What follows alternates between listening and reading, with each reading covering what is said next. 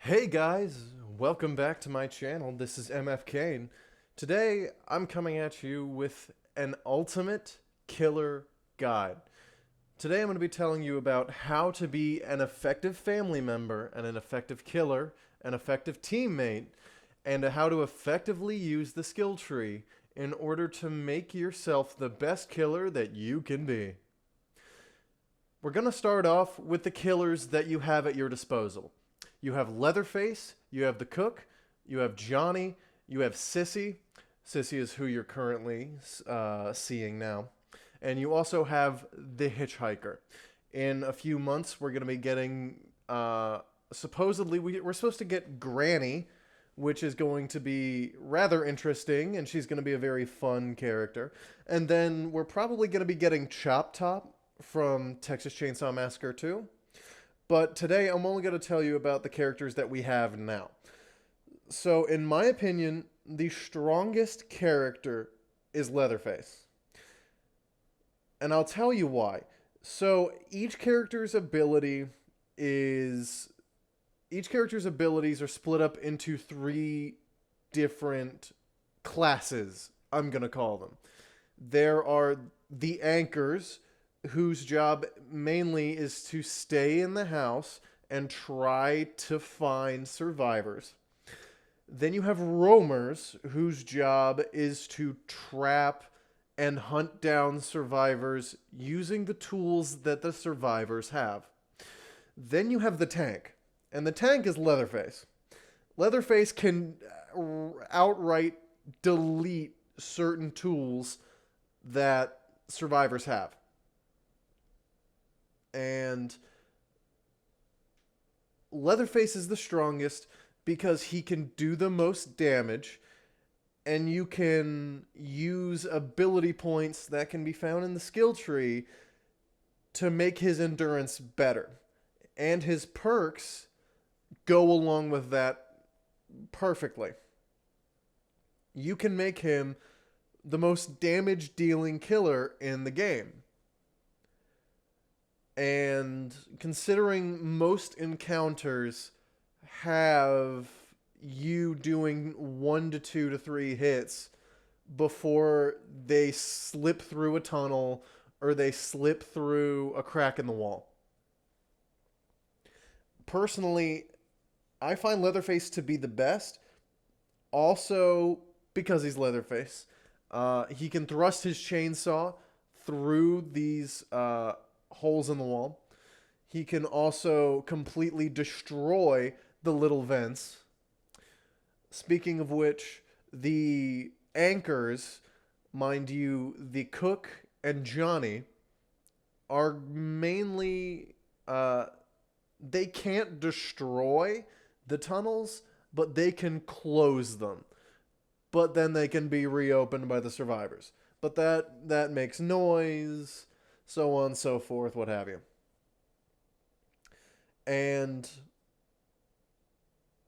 But there's really no bad options for killers. Sissy is great.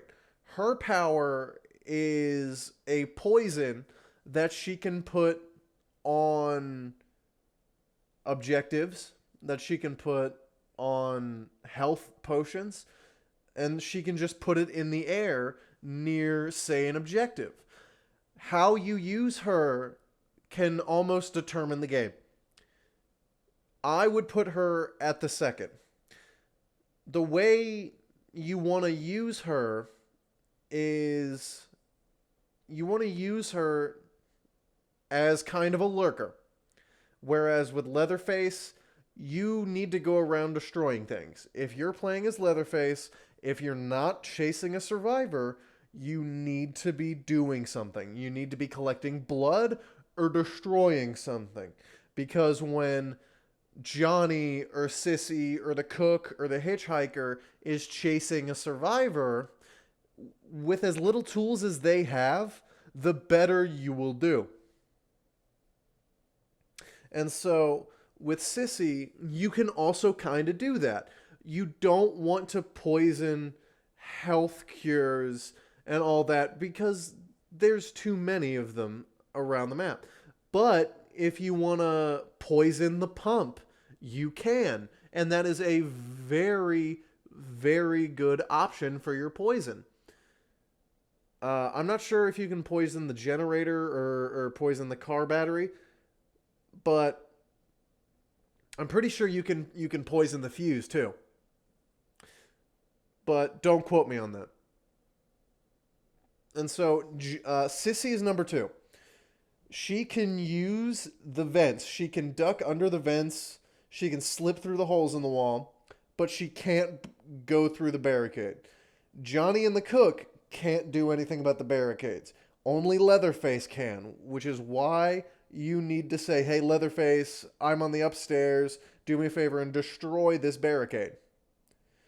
That's another thing. Communication. Communication is key. There is not a way around that. If you are able to use a mic in-game, use your mic in-game. Get out of party chat. Because let's say you're a 2-man killer squad and you get a rando as Leatherface. If you're not communicating with that Leatherface, you're going to lose. Objectively speaking. Against a well-oiled machine of a survivor team, you need to communicate with everyone on your team. Now, I know a lot of people are having trouble with mics nowadays, especially in the first few days of launch, but what you really want to do is communicate. Number 3 for best character, in my opinion, is Johnny. His power, when used very well, is game-changing. Because what he can do, Johnny's power, is he can follow your footprints. He can stalk you. And he is the, if I remember correctly, 3rd base highest dealing damage character in the game. He's behind Cook and behind Leatherface. But the reason why I say Johnny is the best, is the 3rd best, and he's above the Cook, is because he can directly find a survivor. And you can modify the powers through the skill tree in order to fit your playstyle. And so if you're more of a lurker, you can play as Sissy, or you can play as, or you can play even Johnny as kind of a lurker. He's very slow, but with that is also a kind of an advantage because his footsteps aren't very heavy. And if he's slowed down, he can hear other survivors. And so, well, he can hear survivors. And so with him, you have the ability to find out one particular survivor, whereas with the cook, you can't really, you can do that, but it doesn't work as directly. So Johnny deals heavy damage. He has a great power. He has great perks. So does Sissy. Leatherface doesn't have good perks. Yeah. With Leatherface, if they made a perk that would somehow reward you for destroying more things, whether that be through more stamina, more damage, less cooldown on your chainsaw, whatever, they need to do that. Number four on the killer rankings is Cook. Don't get me wrong, Cook is very strong. His main role is to stay in the house and feed Grandpa and put his padlocks on the exterior doors. See, that is his main idea. Put the padlocks on the house before the survivors get out of the basement and use the cook's highest blood harvesting in the game to your advantage. Sissy also has pretty high, well, she has heard Johnny and Hitchhiker have middle of the range blood harvesting, and Leatherface has the worst. And you're probably wondering, why does blood harvesting matter? Because the little vial of blood that you use to feed Grandpa changes for each character. And Cook has the largest vial. And his main role is to stay in the house. So when you combine both of those aspects with his power, which is he can listen in onto where noisy survivors are and tag them, that is beyond useful. It's just he's slow and he mainly stays in the house. That's why I put him at number 4. His main role is to be utility for the other 2 killers. And then last but not least, we have the hitchhiker. Who boy. So the hitchhiker can also vent, and he can also climb through the slits in the wall. He just has very low damage. That's his one issue. He has very low damage. It takes God knows how many swings with his base savagery. Savagery is damage in this game. His base savagery is just so low. There's not really anywhere else to put him. But don't get me wrong, he is a very good character in the right hands. He has these traps that you can use. They're bear traps. Think bear traps from Friday the 13th, the game. And so he can put them pretty much anywhere. He has 3 of them. And he can reset them. He can remove them. There's a lot of utility there. So now on to perks. So with Leatherface, get his damage as high as you can. Go with the reduced stalling on the chainsaw with the power modification. And then the other 2 perks, you can do pretty much anything. There's not really any other good perks for Leatherface, except maybe the one where you can burst through latch doors. That would be sick on him. Another one that you might wanna choose is Pack Animal, because you're going to be getting shoved a lot. You're going to be getting a lot of bone shards to the back. So that allows the roamers, or maybe even the cook, to go after whoever. With Sissy, a must-have for her is the increase savagery perks. It's also another one you want to get for her is gonna be the one. Oh my god, I'm drawing a blank. Oh, it's called Serrated. The one that is the crutch perk for her, where basically what it does is every time you hit a survivor, it causes them to bleed more. And so the bleed out mechanic is a new mechanic where if you hit them enough times, they will start to bleed out. And with this particular perk called Serrated, the bleed out meter or whatever will go down quicker.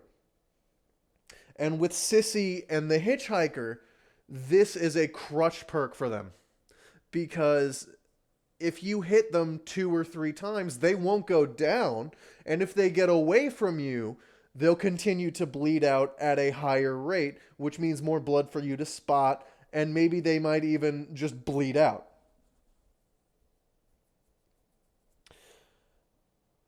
For the cook, for Johnny, you want to get the perk called Fury, where every time you hit a survivor, it increases your ability meter, which this is also kind of a crutch perk for him because his ability meter has a very slow cooldown. And that is also what you're going to want to modify with the power. The cooldown or the range. Then with Cook, you really only need one with him. There's one that increases his speed. It's one of his base perks. It's called Blood Runner. With Blood Runner, what you want to do is keep as much blood on you as possible. And Blood Runner, when you're above a certain percentage, it increases your speed, which is something he desperately needs. Then with Hitchhiker, you also need Serrated. Serrated is very much a crutch perk for the roamers. Then also with the skill trees, choose wisely, because the skill trees aren't as big as they think as you think they are.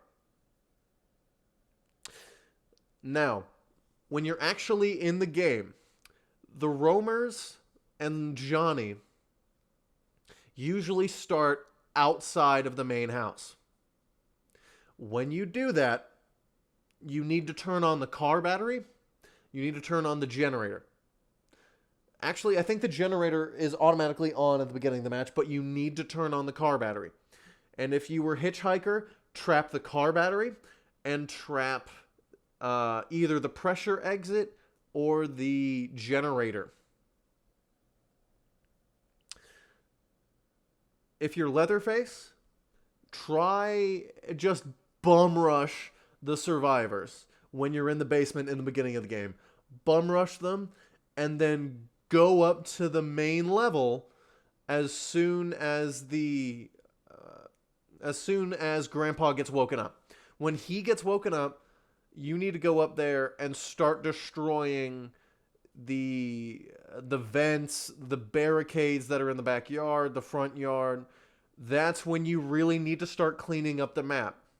Then with Leatherface, when you're down to the wire, when you're down to like 1-2 survivors, the basement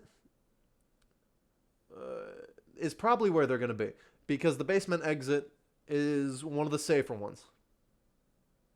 And so when you're down there, make sure in the very first part of the game, destroy as many barricades, vents, what have you, and then, because then it will reward you later in the game when you're chasing people in the backyard where you've already destroyed the vents, in the top floor where you've already destroyed the barricades, all that, right?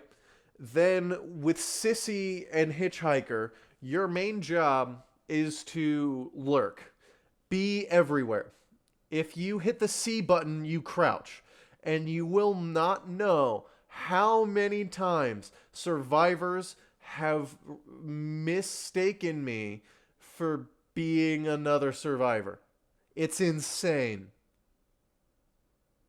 So make sure you're doing that as a roamer. Pretend to be a survivor. Set up your traps before the victims get out of the basement, and you should be fine. And when another person on a team makes a call out, like, hey, Anna just jumped in a well, your job is to go down to the basement and find her. That is what you need to do. Then, as an anchor, when you're the cook, put your padlocks down.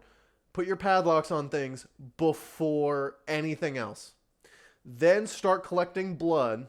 Then when you first get the little notification that says Victim Noise has awakened Grandpa, you need to pop pop your power and see where they are. Right? And then with Johnny, go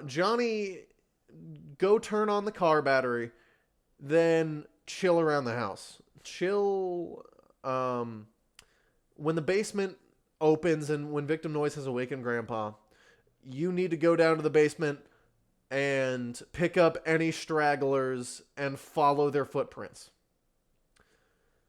I think that's it. So, in order to wrap this up, I want to say thank you for watching. And please like, share, subscribe. I Twitch stream Texas Chain Saw Massacre almost every day. So if you get the chance to check me out, please do. Thank you for watching and have a great rest of your day. Keep dreaming big.